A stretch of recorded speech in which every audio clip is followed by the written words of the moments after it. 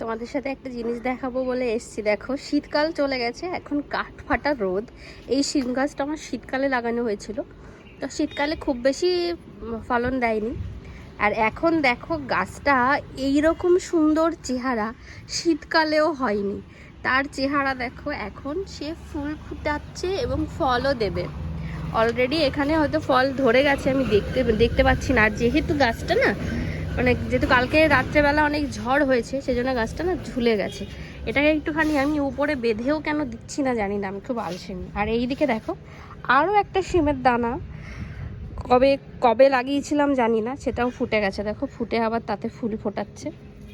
এটাকে একটা বেঁধে দিয়েছি, কিন্তু ওই দিকে না গিয়ে শুধু ওই দিকেই যায়। এটা দেখে যে আমার এত ভালো লাগছে যে শীতকালের শিম এখন সে গরমকালে দিচ্ছে। এখানে অনেকগুলো দানা আমি দিয়েছি, সেটা হলো উচ্ছে গাছের, দেখি হয় কি না। হবে, অবশ্যই হবে। এখানে অনেক দানা ফুটে বেরিয়েছে আমার।